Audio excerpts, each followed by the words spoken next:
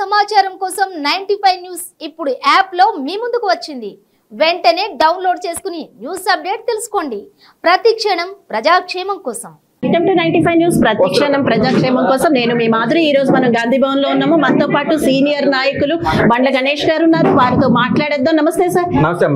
ముందుగా మీకు కంగ్రాచులేషన్స్. మనం కాంగ్రెస్ గెలిచిన తర్వాత అయితే ఇప్పుడే మీట్ అయ్యాము. సో మీరు అన్న మాట అయితే జరిగింది. ఎలా ఉంది మీ ఫీలింగ్? కాంగ్రెస్ గెలుస్తుంది అని పక్క ఎలా చెప్పగలిగారు? ఎందుకు జనం అందరూ చెప్పిన మాట నేను చెప్పిన, వాళ్ళందరూ చెప్పలేదు, నేను చెప్పాను. బట్ బండ్ల గణేష్ గారు అయితే నొక్కి నొక్కి చెప్పారు గెలుస్తుంది కాంగ్రెస్ ఈసారి అని. గెలిచింది. సో మీకు ఎలా అనిపిస్తుంది మీ ఫీలింగ్? జనంలో ఉన్న విసుగు, వాళ్ళకు ఒక డిప్రెషన్ అయిపోయారు జనం.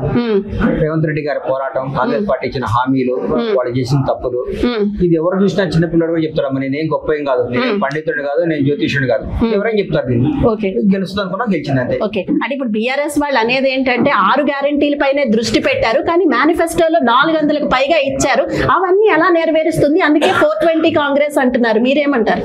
840 బీఆర్ఎస్ 420 అని మాట్లాడటం వాళ్ళకి అలవాటు.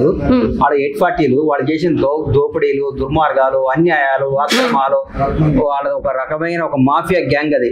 వాళ్ళ మనుషులు అందులో ఉండాలి, రిటైర్డ్ అయిన ఉండాలి, వాళ్ళు చెప్పింది చేసిన పని చేయాలి. రిటైర్డ్ అయిన పోలీస్ ఆఫీసర్లే వాళ్ళకి స్పెషల్ స్టేటస్. వాళ్ళేమో మర్చిపోయారు. వాళ్ళకి ఏంటది, వాళ్ళకి రిటైర్డ్ అయిన వాళ్ళకి కూడా స్పెషల్ హోదా ఇచ్చి కంటిన్యూ చేస్తే ఏమంటారు, దాన్ని అడ్వైజర్లుగా ఇచ్చి వాళ్ళు చేసింది ఎంత ప్రజాదానం వెయిట్ చేశారో వాళ్ళకి సంబంధించి రాష్ట్రం డబ్బు ఎన్ని విధాలుగా ఆ కార్లుగా ఉండేది, ఆ దుబారా అయింది, అవన్నీ ఆపి పాతకారులు కలరేయించుకొని తిరుగుతున్న మన ముఖ్యమంత్రి గారు చూసి నేర్చుకోండి. ఫస్ట్ వచ్చి నెలలోనే 4వ తారీఖులో శాలరీస్ ఇచ్చారు, అది చూసి నేర్చుకోండి. ఇచ్చిన హామీలు నెరవేర్చుకోండి, అది చూసి నేర్చుకోండి. మీరు మమ్మల్ని అప్రిషియేట్ చేయకపోయిన పర్లా, ఊరికే విమర్శించకండి. మీ అప్రిషియేషన్ మాకు వద్దు, కానీ తప్పుడు విమర్శించి జనం కూడా మిమ్మల్ని అసహించుకునే స్థాయికి దిగొద్దు. ఇంకొంచెం మీరు ఉండాలి కొంతకాలం మాతో పాటు. మాకు పోరాడేవాడు మాకు కావాలి కదా, మాకు కూడా ఎవరు లేకపోతే ఎట్లా?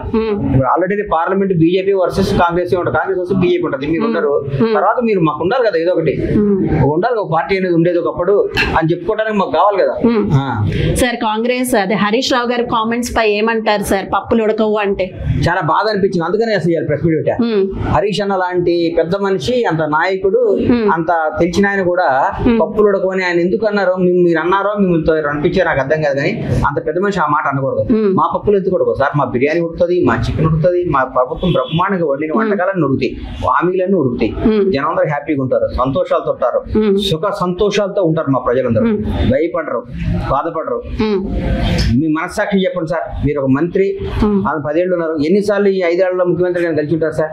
మా మంత్రులు, మా ఎమ్మెల్యేలు అందరూ ముఖ్యమంత్రి వచ్చి చిట్ చాట్ చేస్తున్నారు రోజు. అన్న ఈ పని చేసుకుందాం, ఈ పని చేద్దాం, ఈ హామీ చేద్దాం, ఇది చేద్దాం, ఇట్లా పోదాం, అందరితో చేస్తున్నారు. మొత్తం మీడియా మొత్తం అక్కడ మన సెక్రటరియట్ లో ఒక పెద్ద రూమ్ పెట్టారు. అక్కడ అందరు కూర్చొని ఫ్రెండ్లీ వాతావరణం ఇది.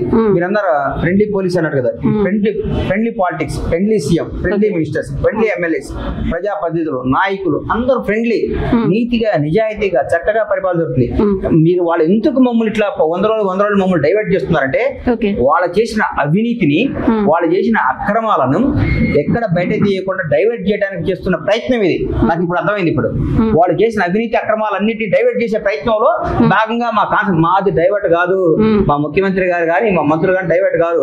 మీ లెక్కలన్నీ మొత్తం లెక్కలు చేసి హామీలు కూడా నెరవేరుస్తారు. సార్ అవినీతి అని ఎలక్షన్స్ అయ్యే వరకు మాట్లాడిన కాంగ్రెస్ ఇప్పుడు కాళేశ్వరం ప్రాజెక్టు పై ఏం మాట్లాడట్లేదు, దానిపై చర్యలు తీసుకుంటున్నారా అని బీజేపీ వాళ్ళు అడుగుతున్నారు. వారికి మీరు ఏ సమాధానం చెప్తారు? అమ్మా తొందరపడితే ఎందుకమ్మా? ఎట్లా పడితే ఊరికే హరీష్ రావు గారు లాగా అట్లా మాట్లాడితే కరెక్ట్ కాదు కదమ్మా. ఒక పేపర్ తో లెక్కలు, పద్ధతి అన్ని చూసుకొని జరిగిన తప్పులని చేసుకొని అన్ని వస్తాయమ్మా. ఎక్కడ కంగారు పడకండి. Thank you. చివరిగా ఒక్కటే చెప్పండి సార్, లోక్సభ ఎన్నికలు ఎలా ఉండబోతున్నాయి? మనం బండ్ల గణేష్ గారిని ఎలా చూడబోతున్నాం? బండ్ల గణేష్ ని కాంగ్రెస్ లోక్సభ ఎన్నికలు ఎలా ఉండబోతున్నాయి? కాంగ్రెస్ పార్టీ మినిమం 12 నుంచి 15 స్థానాలు ఎక్కడ నాకు వచ్చి మేము గెలుస్తున్నాం.